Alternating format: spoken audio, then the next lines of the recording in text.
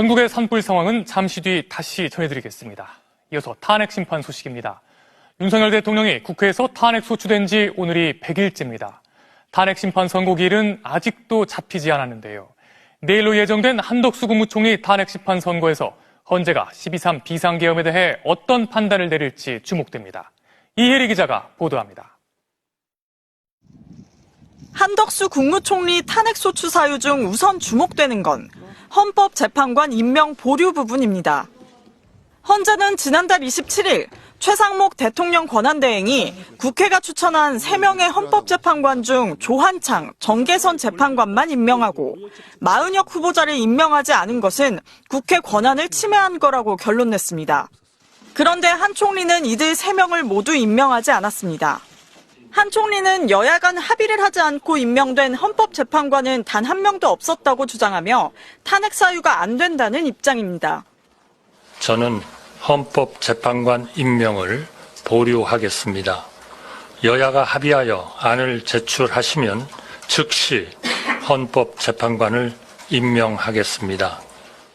다만 파면할 만큼 중대한 법 위반으로 볼지가 파면 여부를 가릴 전망입니다. 한 총리는 또 상설특검 후보자 추천 지연에 대해서도 특정 성향 야당만으로 특검을 구성할 수 있도록 한 건 위헌 논란이 크다고 주장합니다. 또 다른 쟁점은 내란 공모 의혹입니다. 한 총리가 비상계엄의 위법성을 알면서도 국무회의를 소집해 윤 대통령을 도왔거나 적어도 묵인했냐는 겁니다. 대통령님이 어떤 계획을 갖고 계신지 사전에 알지 못하였고 대통령이 다시 생각하시도록 최선을 다해 설득하였으며 헌재가 이 쟁점을 언급하면서 비상계엄 자체의 위헌, 위법성에 대해 어떤 판단을 보일지가 최대 관심입니다. 윤 대통령 탄핵 선고에 대한 가늠자가 될 수 있기 때문입니다. 대통령 권한대행에 대한 탄핵소추 의결 정족수도 쟁점입니다. 국회는 국무위원 탄핵소추 의결 정족수를 적용해 국회의원 192명 찬성으로 가결했는데 한 총리 측은 대통령 기준이 맞다고 반발해왔습니다.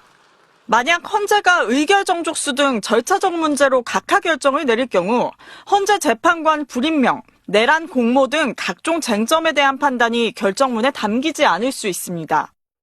헌재가 탄핵을 인용하면 한 총리는 파면되고 기각 또는 각하하면 한 총리는 즉시 직무에 복귀해 다시 대통령 권한대행을 맡게 됩니다.